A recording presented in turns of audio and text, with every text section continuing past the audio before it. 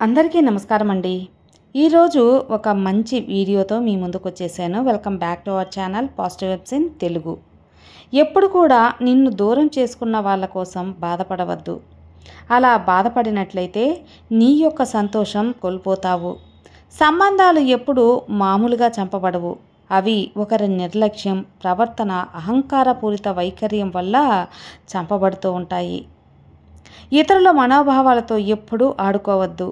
ఒకవేళ మీరు గెలిచినా ఆ మిత్రుడి జీవితకాలం కోల్పోతారు. మాటకు మాట సమాధానం చెప్పటం అస్సలు మంచి పని కాదు. నీకు నచ్చని దగ్గర కొన్నిసార్లు మౌనంగా ఉండటం మంచిది. బంధాల విలువేంటో అర్థం కాని వారికి మాటలే అర్థమవుతాయి చెప్పు. అలాంటి వారితో మౌనంగా ఉండటం చాలా ఉత్తమం. ఉన్నవాటి విలువ అవి మన దగ్గర ఉన్నంత వరకు అర్థం కాదు. ఒక్కసారి అవి చేజారిన తర్వాత అర్థమైనా ఏం చేయలేము. అది కాలమైనా సరే, బంధువులైనా సరే, బంధమైనా సరే, చివరికి ఏ చిన్న వస్తువైనా సరే. కాబట్టి ఉన్నప్పుడు ఆ యొక్క బంధాన్ని దూరం చేసుకోవద్దు.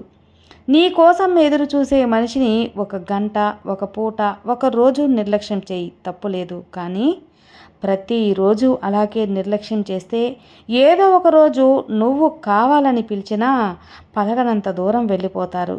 అప్పుడు బాధపడి ఏం ప్రయోజనం చెప్పు.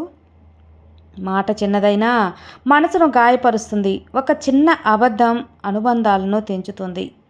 అపార్థం కొంచెమైనా మంచి స్నేహాన్ని కూలదోస్తుంది. చిన్న రంధ్రం పెద్ద ఓడను ముంచేస్తుంది.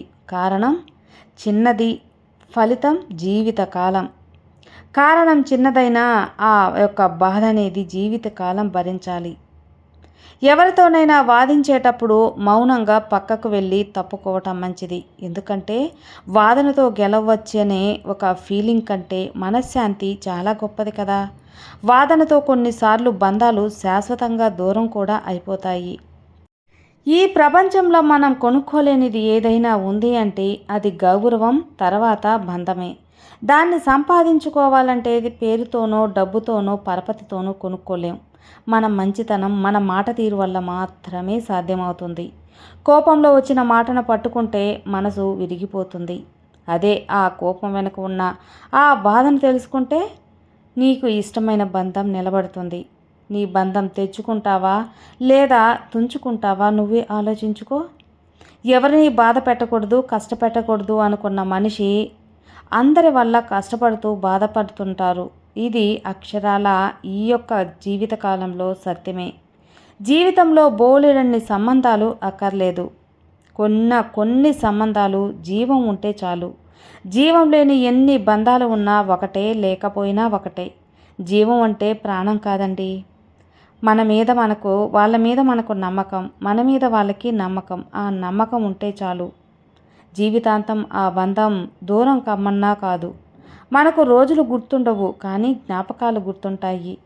మన బంధంతో ఉన్న జ్ఞాపకాలు గుర్తు చేసుకొని బాధపడికే కంటే మనకు నచ్చిన ఆ బంధాన్ని దూరం చేసుకోకుండా సంతోషంగా ఉండటం మేలు కదా. ఒక మంచి ఆలోచన కనీసం 10 చెడు ఆలోచనలైనా సరే మంచి వైపుకు మళ్ళిస్తుందట. కానీ ఒక చెడు ఆలోచన 1000 మంచి ఆలోచనల్ని కలుషితం చేస్తుంది.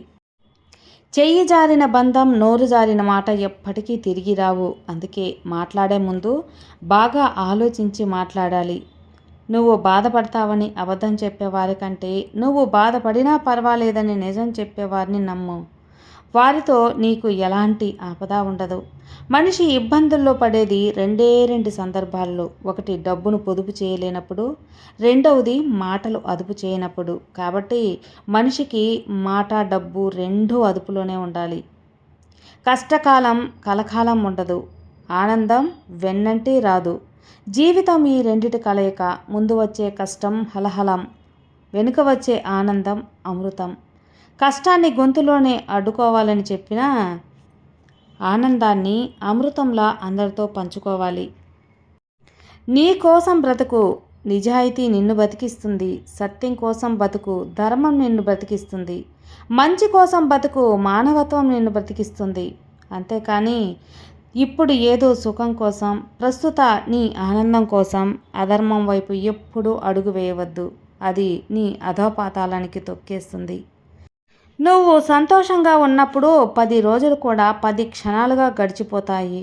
మరి కష్టంగా, విచారంగా ఉన్నప్పుడు 10 క్షణాలు కూడా 10 యుగాలుగా గడుస్తాయి.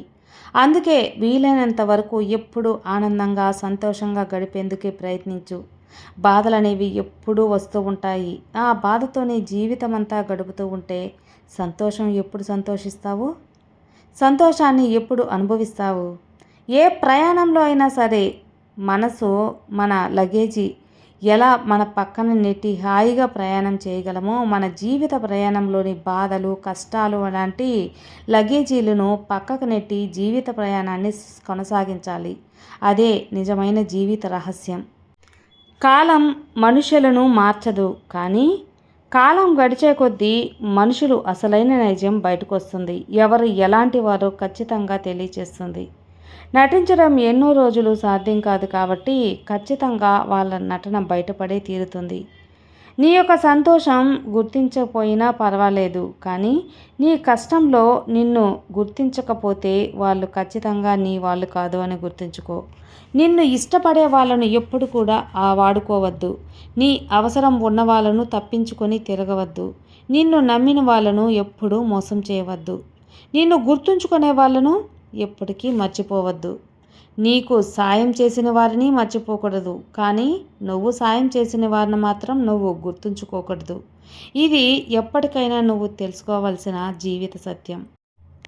ఒక్కసారి ఒకరి మన హృదయంలో మనస్ఫూర్తిగా స్థానం ఇచ్చామంటే మన గుండె చప్పుడు ఆగేంత వరకు ఆ స్థానం వారికి మాత్రమే సొంతమవుతుంది. ఎప్పుడు కూడా ఆ స్థానాన్ని మార్చలేరు. మార్చారు అంటే అది నిజమైన ప్రేమ ఖచ్చితంగా కాదు.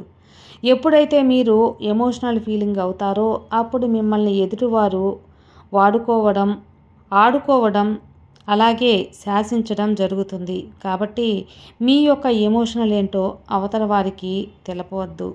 మీ యొక్క బాధ, కష్టం, మీ యొక్క వీక్నెస్లు ఇవేమీ కూడా ఇతరులకు తెలియకుండా చూసుకోండి. ఎందుకు అంటే ఒకవేళ మీరు బాధగా ఉన్నప్పుడు మీ బాధని తగ్గించుకోవటానికి ఇతరులతో పంచుకున్నప్పుడు వాళ్ళు నీకు హేళన చేయవచ్చు, లేదా నీ విలువ తగ్గవచ్చు. ఈ రెండు నీకు కొంచెం అవమానకరంగానే ఉంటుంది కదా. కాబట్టి నీ యొక్క బాధ, కష్టం ఏదైనా సరే నీ యొక్క మనసుకు చెప్పుకోవాలి. నీ మనసుతో నువ్వే ఓదార్చుకోవాలి. ఇతరులపై ఆధారపడకుండా నీ యొక్క బాధని, కష్టాన్ని నువ్వే దిగమింగుకోవాలి. అప్పుడే తర్వాత రోజుకి నువ్వు నిద్రలేచాక మర్చిపోతావు. కానీ ఇంకొకరికి తెలియకుండా ఉంటే నీ జీవితం సంతోషంగా ఉంటుంది. అదే అవతల వాళ్ళకి తెలిసిందో నీకు ఎప్పుడు ఎలా వాడుకోవాలో, ఎప్పుడు ఎలా నిన్ను ఇబ్బంది పెట్టాలో నీకే తెలీదు. ఎందువల్లంటే ఈ లోకంలో మనుషులు అనేవాళ్ళు నమ్మకంగా లేరు. నమ్మకం అనేది లేనప్పుడు ఏ రిలేషన్ అయినా సరే జస్ట్ టైంపాస్ మాత్రమే అవుతుంది. అది ఎంత సుదీర్ఘ ప్రయాణమైనా వ్యర్థమే. కాబట్టి నమ్మకం లేని వ్యక్తులకు అస్సలు నీ యొక్క వీక్నెస్లు చెప్పకూడదు.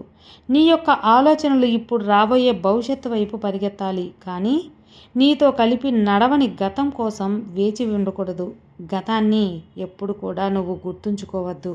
నీకు ఇష్టమైన వాళ్ళు ఫోన్ చేయలేదని బాధపడవద్దు. ఎందుకంటే వాళ్ళకి మీరంటే ఇష్టం ఉండవాళ్ళు ఎంత బిజీగా ఉన్నా నీ ఫోన్ చేస్తారు అంటే ఇష్టం లేకపోతే ఎంత ఫ్రీగా ఉన్నా సరే బిజీగా ఉన్నాననే అంటారు. కాబట్టి నిన్ను ఇష్టపడే వాళ్ళు ఎవరు అనేది మాత్రం నువ్వు తెలుసుకొని నడుచుకోవాలి.